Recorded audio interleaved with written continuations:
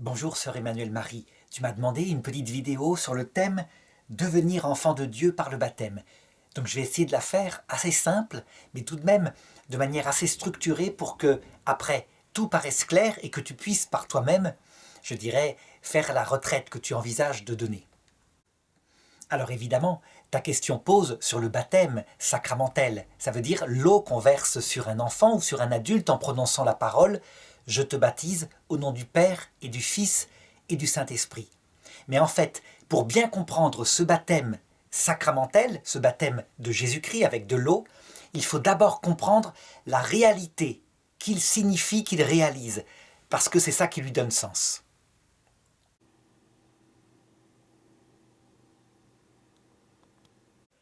Saint Thomas d'Aquin, il le dit, dans le baptême, il y a l'aspect sacramentel qui est le signe, donc l'eau versée, la parole prononcée, mais il y a la réalité qui est signifiée et réalisée, et sans la réalité, on ne comprend pas.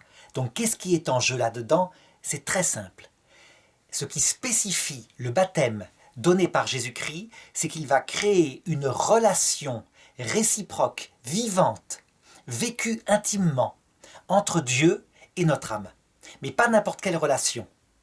Il s'agit de l'aimer dans ce qu'on appelle un amour surnaturel de charité. Et pour bien comprendre ce que signifie la charité, eh bien, il faut la comparer avec la façon dont, par exemple, les musulmans aiment Dieu. Ils aiment Dieu, ils sont prêts à donner leur vie pour Dieu. Mais, dans leur foi, ils le revendiquent, ils ne veulent l'aimer que comme un inférieur aime un supérieur.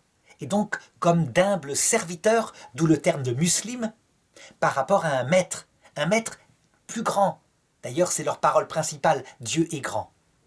Eh bien, cet amour-là, c'est l'amour de l'Ancien Testament pour nous chrétiens.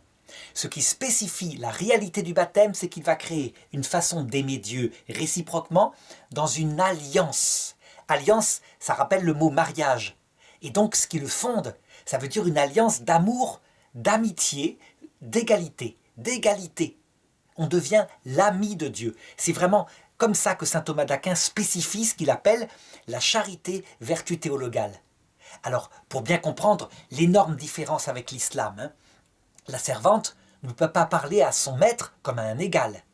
Eh bien, ce que Jésus-Christ réalise, c'est que Dieu s'abaisse vers l'homme, Dieu élève l'homme par une grâce, qu'on va appeler la grâce sanctifiante, on la verra tout à l'heure, de manière à ce que, alors qu'ils ont une nature totalement différente, l'homme est très inférieur à Dieu, ils deviennent dans une égalité de droit. Et donc à ce moment-là, il peut se créer un véritable amour d'amitié qui ressemble trait pour trait, dit saint Paul dans l'épître aux Éphésiens, à un mariage, à la relation entre une épouse et un époux. Alors évidemment, il y a d'autres analogies. L'essentiel, c'est que si on veut comprendre ce qui est spécifique et ce que réalise le baptême, c'est que c'est un amour d'amitié, donc d'égalité. Certains disent c'est une relation d'enfant à son papa, et c'est ce que tu as mis dans le titre de la vidéo. D'autres disent d'un ami à son ami. Et au sommet de la vie mystique, on parlera de l'épouse, notre âme par rapport à l'époux, Jésus-Christ. Voilà le texte de saint Paul. Le mariage est un grand sacrement, un grand signe, je veux dire le rapport de notre âme avec Dieu. Ça veut dire que si on considère le mariage entre un homme et une femme qui s'aiment de tout leur cœur, qui s'unissent pour la vie, eh bien on comprend la façon spécifique dont Dieu veut une relation avec nous. Et donc le baptême, dans sa réalité, ça réalise donc cela. Quand on entre dans cette relation d'amour, d'amitié vivante, l'Évangile parle d'une vie nouvelle. Et c'est quelque chose que tous les gens disent. Avant, je ne le connaissais pas et tout d'un coup, il surgit dans ma vie. C'est comme si tout avait pris sens. Une vie nouvelle. Renaître d'en haut, c'est ce que Jésus dit à Nicodème. C'est une autre façon de l'exprimer. Et l'Église catholique parle de l'entrée dans le salut. Avant de recevoir cette réalité du baptême, on n'est pas sauvé, on n'est pas dans le salut. Et après l'avoir reçu, on est dans le salut. C'est donc ça, il faut bien le garder en tête parce que tout le reste va prendre sens.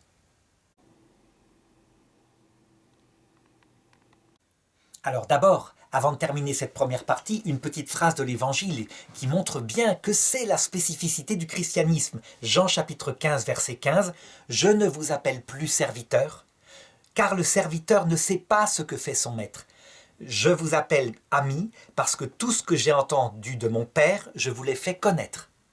Donc il indique par là que pour devenir ami, il faut connaître le cœur de son ami, à savoir le cœur de Dieu, le Père. Et c'est ce qu'on va voir maintenant.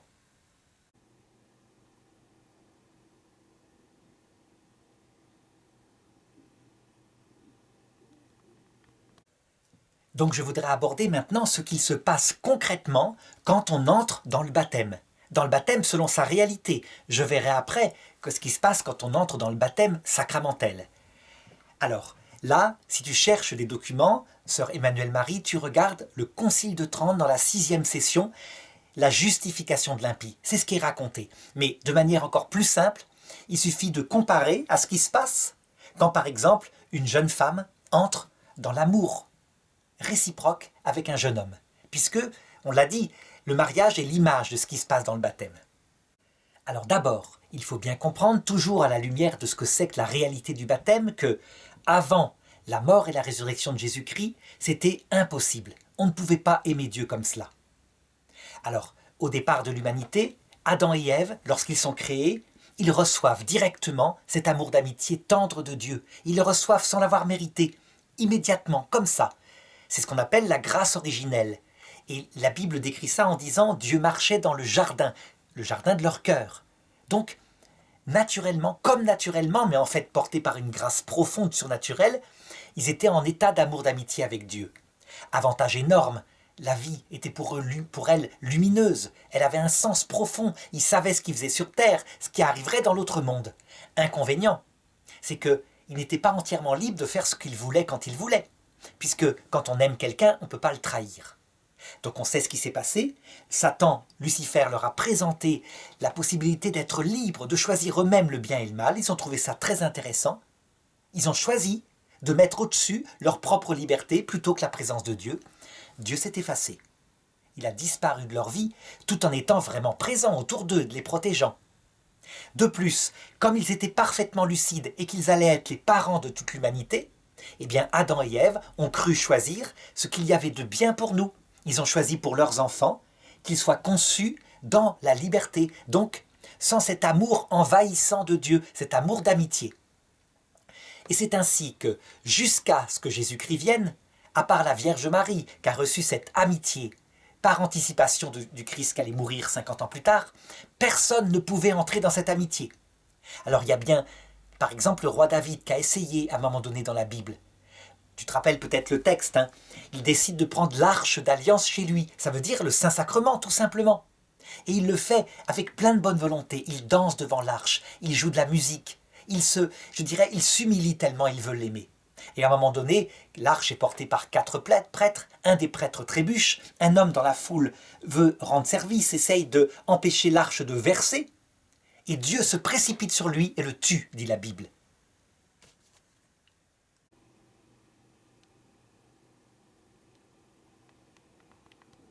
Et la Bible commente en disant que David, à partir de ce moment-là, eut peur de prendre l'arche d'alliance chez lui et décida de l'envoyer chez un prêtre qui d'ailleurs fut béni de plein de bénédictions. Alors, si David a peur de Dieu, c'est donc qu'il ne peut pas l'aimer comme un ami. On ne peut pas avoir peur d'un ami. Donc, dans l'Ancien Testament, impossible d'aimer Dieu comme cela. Alors certains disent Abraham a osé, peut-être. Moïse, pour d'autres.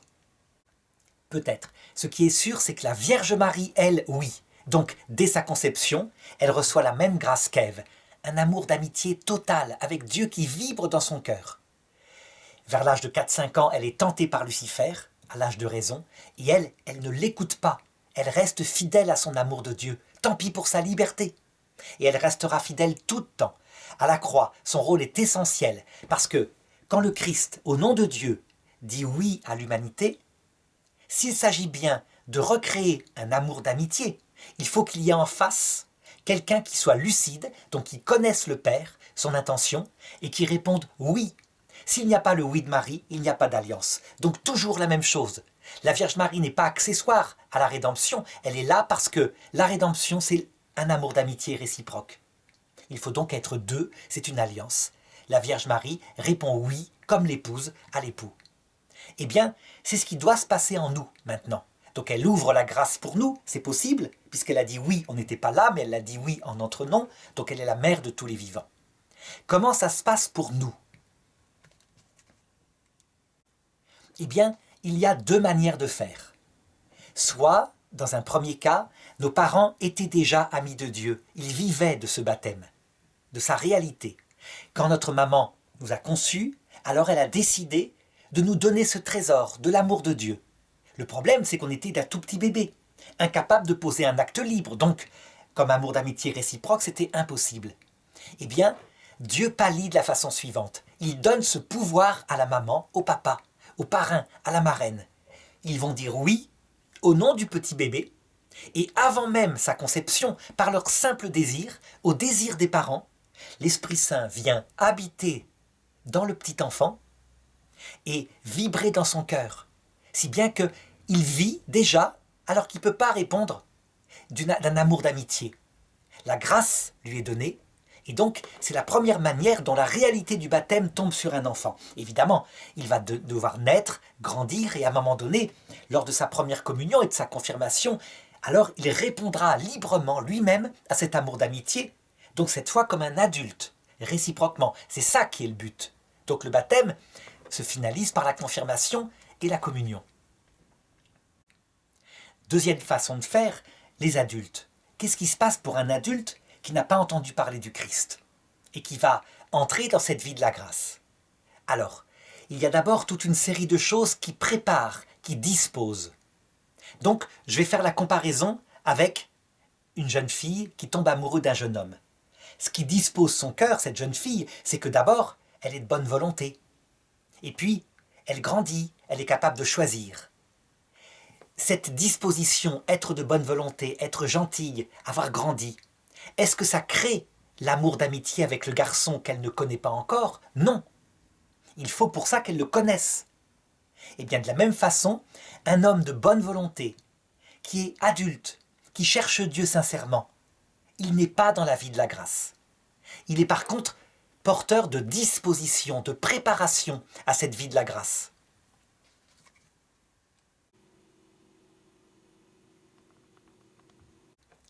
Ensuite de ça, continuons la comparaison. Cette jeune fille, elle a, mettons, 17 ans, et puis elle n'a jamais eu de petit copain, et elle aspire à en avoir un. Son cœur en a besoin, elle a grandi pour ça.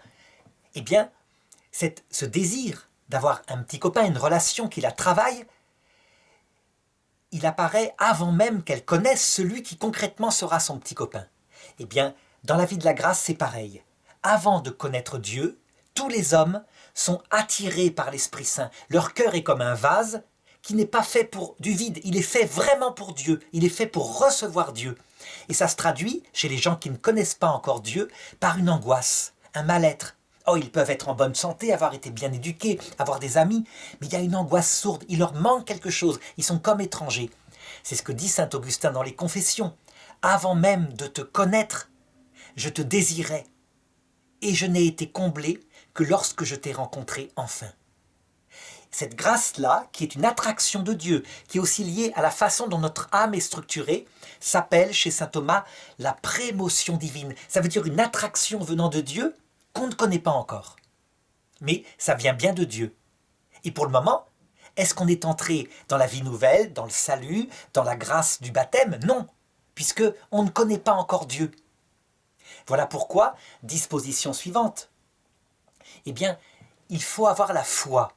La foi, c'est pas seulement la confiance en un être surnaturel, mais c'est aussi une certaine connaissance. De la même façon, par exemple pour la jeune fille, tout d'un coup elle repère ce garçon, elle sait qu'il existe et elle comprend quelques petites choses sur lui, comme par exemple que c'est un garçon bien, honnête, elle en a parlé à ses amis. Est-ce que cette connaissance l'a fait entrer dans l'amour réciproque de ce garçon? Non, il ne sait même pas qu'elle l'aime déjà. Donc, ça ne suffit pas. De la même façon, le Concile de Trente va dire la foi, le fait de croire en Dieu, comme le disait Luther, ne suffit pas à en faire entrer dans le salut, mais ça y dispose. Pour entrer dans le salut, je l'ai dit, c'est cet amour d'amitié réalisé réciproquement. Luther dit non, la foi suffit. Et l'Église lui répond non, la foi ne suffit pas. Et on voit bien par la comparaison avec l'amour réciproque que c'est l'Église catholique qui a raison. Alors ensuite, est-ce qu'il faut l'espérance?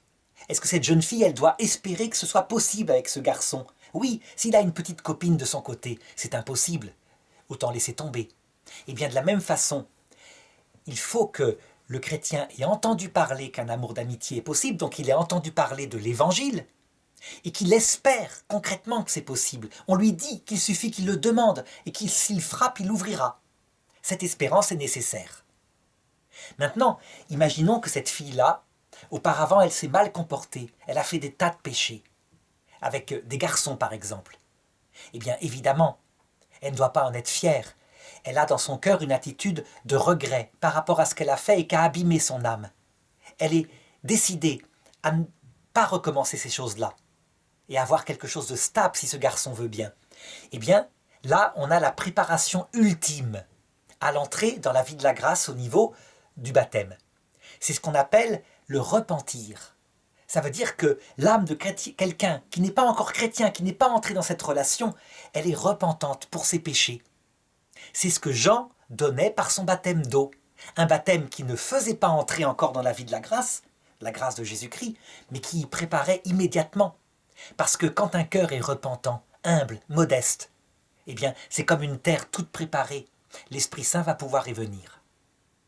Maintenant, quand est-ce que se fait, au niveau du jeune homme et de la jeune femme, l'entrée dans la vie nouvelle, cette vie tout à fait différente, qui bouleverse complètement cette jeune fille, c'est quand, par exemple, le garçon vient la voir, et il lui dit, tu sais, je t'ai toujours trouvé magnifique, est-ce que tu aurais du temps pour sortir avec moi? Et elle n'attendait que ça.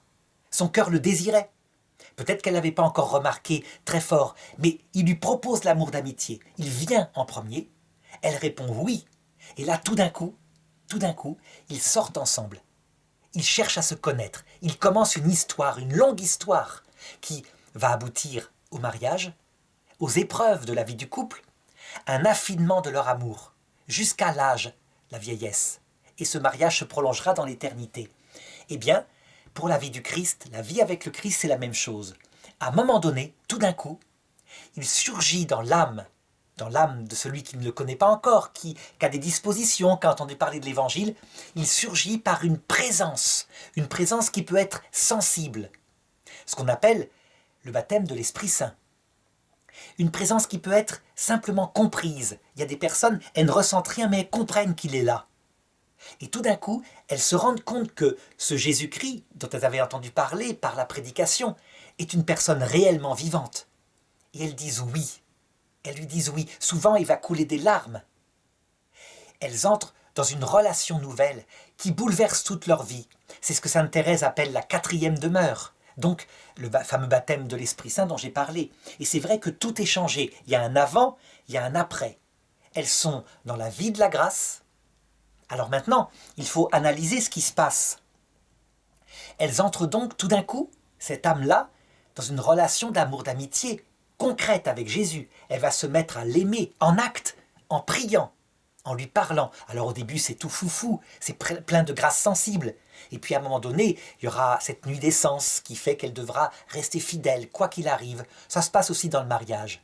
Au début, l'amour d'une jeune fille est toute passionnelle. Et puis, après 2 ans de vie commune, on sait bien les épreuves par où passent les jeunes filles. Donc, ça se ressemble tout à fait.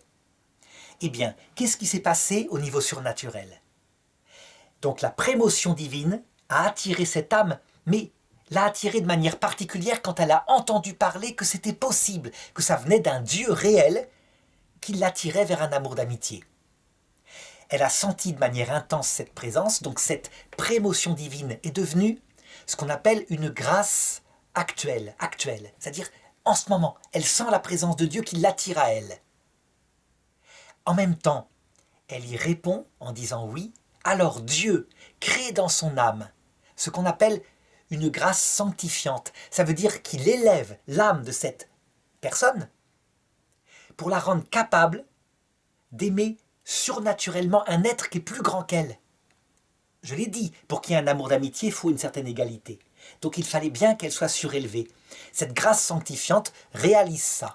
C'est comme un organisme nouveau qui va s'exercer tout d'un coup pour l'intelligence par une foi théologale, mais accompagnée pour la volonté d'une charité réciproque, vivante, concrète, et pour l'espérance d'un désir de le rencontrer encore plus, de le voir un jour face à face, dans l'éternité. Donc voilà ce qu'il s'est passé. On a bien ici la description du mécanisme de la justification d'un chrétien, l'entrée dans le salut, l'entrée dans la vie nouvelle, c'est ce que réalise le baptême dans sa réalité. Alors à partir de là, une fois cette analogie entre l'amour humain et l'amour divin bien comprise, toutes les questions que tu poses, sœur Marie-Emmanuelle, vont trouver sens. Tu demandes par contre, par exemple, est-ce que, avant d'avoir reçu ce baptême dans sa réalité, est-ce qu'on est déjà enfant de Dieu? Eh bien, je dirais que du côté de Dieu, oui, on est ses enfants, on l'est factuellement. Mais être enfant de Dieu, c'est pas ça. Être enfant de Dieu, c'est l'être consciemment et réciproquement. C'est-à-dire l'enfant sait qu'il est enfant de Dieu. Sinon, ça n'apporte rien. C'est comme si un enfant, par exemple, était dans une pension très froide, avec des tas d'éducatrices qui ne l'aiment pas, et il y a un papa, quelque part, qui le regarde secrètement devant l'école quand il passe en uniforme, mais lui n'en a jamais entendu parler parce qu'il ne s'est jamais présenté. Ça n'apporte rien à cet enfant. Donc, cet enfant est factuellement enfant de Dieu, mais il n'est pas entré dans la vie d'enfant de Dieu. Il n'entre dans la vie d'enfant de Dieu que lorsque son papa s'est présenté à lui, lui a dit « je suis ton père », lui a donné un baiser, lui a manifesté tout son amour, lui a dit « je t'ai écrit plein de fois, regarde les lettres, etc. » et que l'enfant répond par un amour d'amitié réciproque. Donc c'est quelque chose de concret. Pour bien comprendre ce qu'il se passe, eh bien voilà, prenons un être humain quelconque, par exemple quelqu'un qui est au fin fond de l'Amazonie, qui n'a jamais entendu parler du Christ, qui est animiste mettons, et qui considère qu'il y a un grand être supérieur, mais qu'il ne connaît pas. Est-ce que cette personne est enfant de Dieu? Oui. Est-ce que Dieu habite en lui? Oui, mais d'une présence qu'on appelle la présence d'immensité. Parce que Dieu est présent partout. Dieu est immensément présent. Pour lui, l'univers, c'est comme un point. Mais chaque atome, il y est présent puisqu'il est fait exister. Donc cette présence d'immensité n'a pas du tout valeur d'alliance, d'amour, d'amitié. Cette personne qui habite dans la forêt ne sait même pas que c'est vrai. Il en ressent quelquefois des angoisses, la fameuse prémotion divine, mais il ne sait pas que ça vient d'un Dieu qui veut l'aimer. Donc, ce qui va faire que cette présence d'immensité va devenir une vraie relation réciproque d'abord d'enfant, puis d'amis, puis d'épouse à son sommet, c'est quand, premièrement, il va en entendre parler dans son intelligence, qu'il va croire cela possible, et que Dieu va communiquer sa grâce actuelle et l'organisme de la grâce sanctifiante pour que ce sauvage, qui n'en est plus un, se mette à vivre cette alliance réciproquement. Donc, concrètement, avec la foi, l'espérance, la charité. Il n'y a donc pas de relation d'enfant de Dieu au sens chrétien du terme et d'amis de Dieu ou d'épouse de Dieu sans avoir la foi lucide. Ça n'existe pas. Il n'y a pas d'amour d'amitié inconscient. L'amour d'amitié, c'est forcément quelque chose où on connaît l'ami, on connaît son cœur et on le fréquente par la prière. Alors, d'autre part, j'ajoute que cet amour d'amitié pour Dieu, il a une autre dimension, le prochain. En fait, j'ai mis derrière l'icône de la Sainte Famille parce que l'alliance que crée Dieu avec nous dans la vie nouvelle, dans le baptême, c'est pas une simple alliance avec lui tout seul et nous. C'est avec une famille. C'est-à-dire qu'il y a nous, il y a lui, il y a le ciel entier, il y a les anges, il y a les saints qui sont un avec lui. C'est une famille. On entre dans une famille. Vraiment, ce qu'on appelle l'Église céleste. C'est important, ça montre que les deux commandements de la charité, tu aimeras ton Dieu et tu aimeras ton prochain comme toi-même, n'en font qu'un en réalité. Deuxième question, est-ce que le baptême est nécessaire pour entrer dans cette vie de la grâce? Eh bien regarde, c'est simple, si on parle du baptême dans sa réalité, ça veut dire le don de la grâce sanctifiante, de la charité, la réponse de l'homme qui dit oui à Dieu, c'est absolument nécessaire, c'est ce qui constitue, je dirais, ce salut, cette vie nouvelle. Est-ce que le baptême d'eau est nécessaire? Eh bien, pour y répondre, je vais aborder maintenant la quatrième partie, à savoir les 5 sens du mot baptême. 5 sens.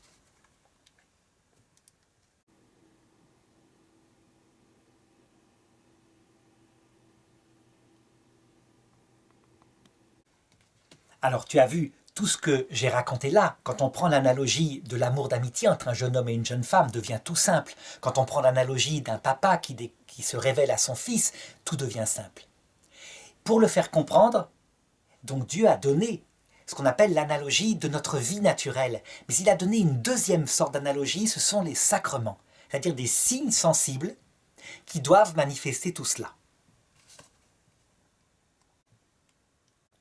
Alors, je te disais tout à l'heure qu'il y a toutes sortes de vertus, la bonne volonté, le fait d'être adulte, le fait d'être repentant, le fait d'être humble, d'avoir soif d'une réponse qui vient d'en haut, toutes sortes de choses comme ça qui préparent l'entrée dans la vie de la grâce, dans le salut, donc dans la vie nouvelle, mais qui ne sont pas la vie nouvelle.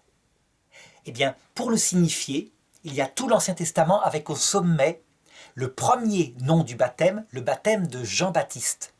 Le baptême de Jean-Baptiste, c'est un baptême où on verse de l'eau sur le corps du baptisé, de l'eau pour signifier qu'il est nettoyé de ses péchés. Et lui, il doit confesser ses péchés à Jean, qui représente Dieu. Et puis désirer que vienne autre chose. Jean l'annonce. Après moi, il dit textuellement ceci.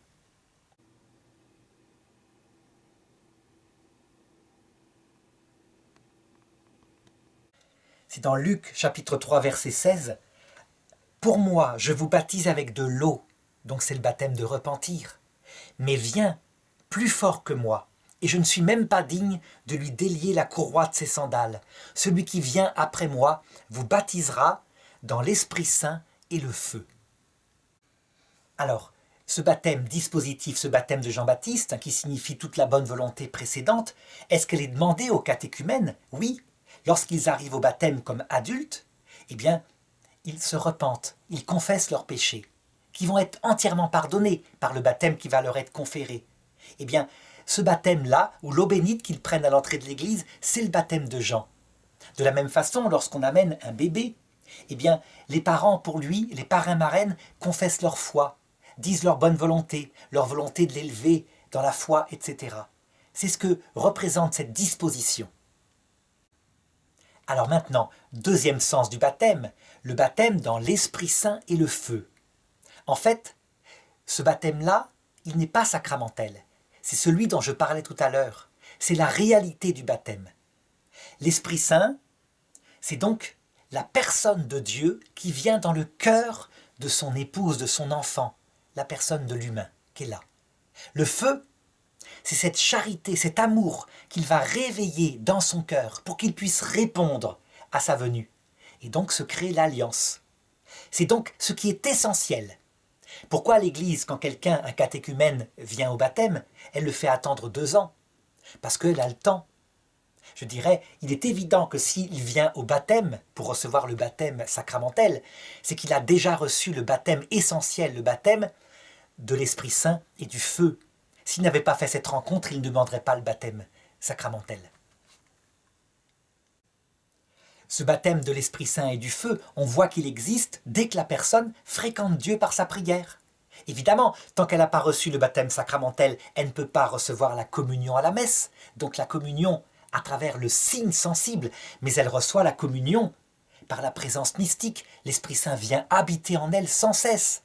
Elle s'approche à la messe du prêtre, elle se met ses mains comme ça, il la bénit sur son front, elle reçoit la communion spirituelle. Toutes les réalités sont là.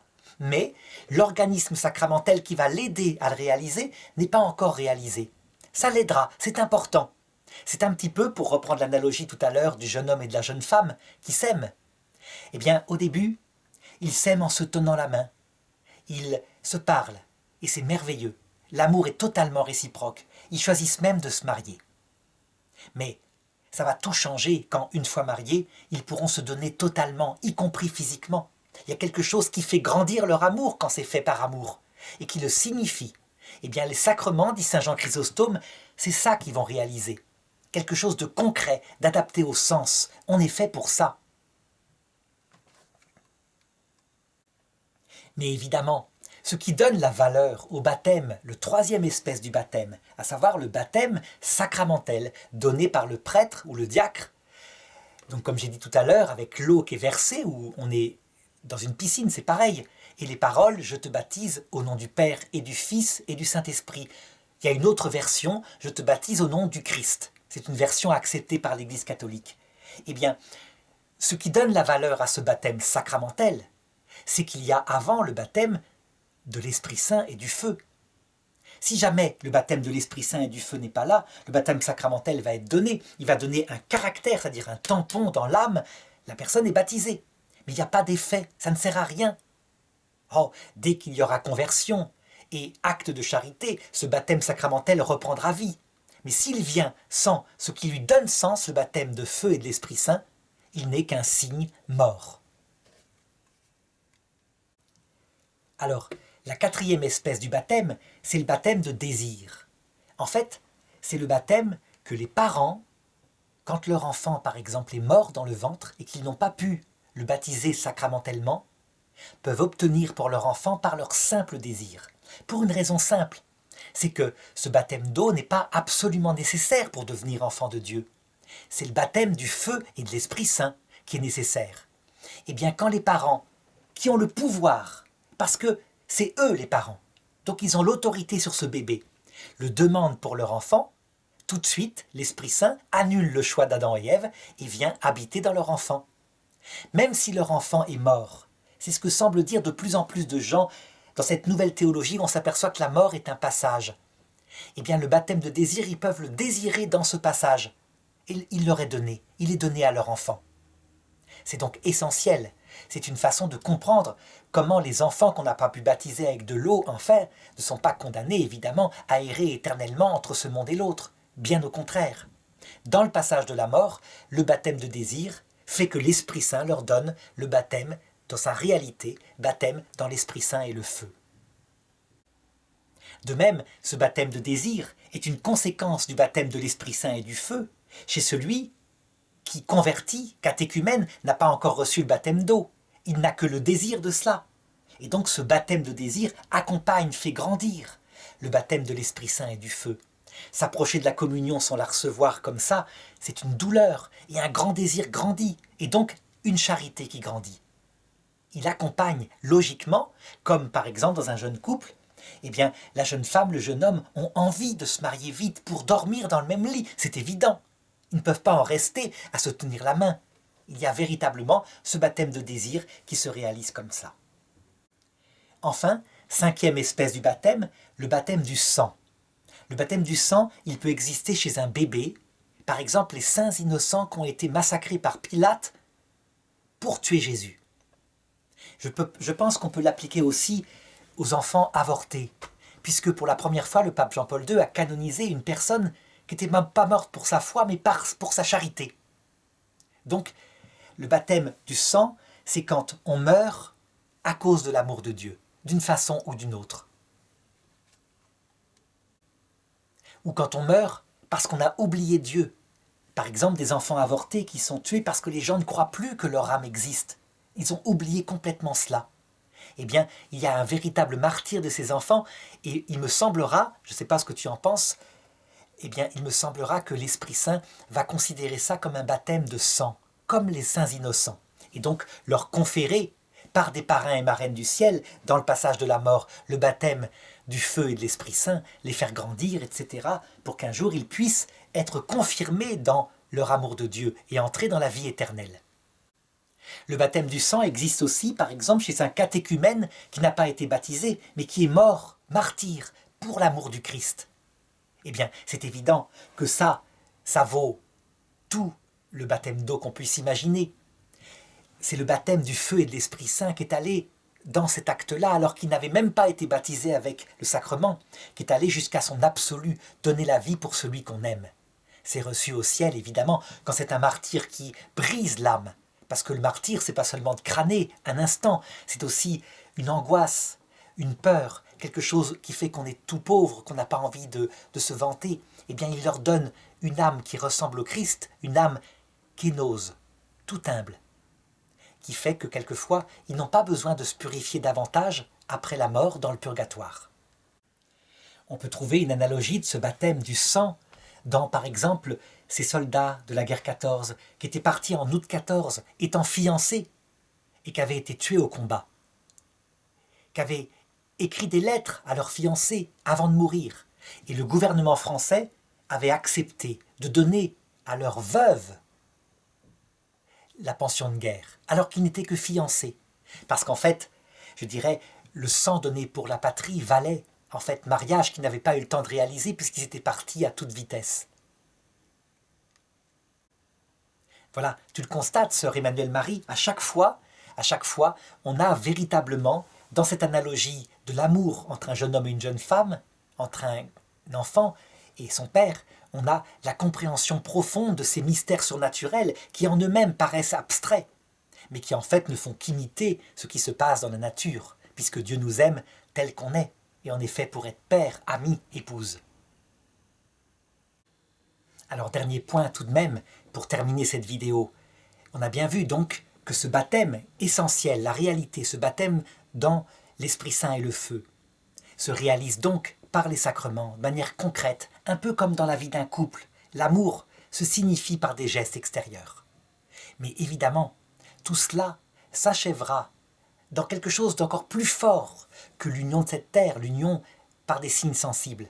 Dans l'autre monde, on verra le Christ de ses yeux, d'abord à l'heure de la mort, dans son corps glorieux, et c'est bouleversant, c'est une union bien plus forte que ce qu'il y a en cette terre.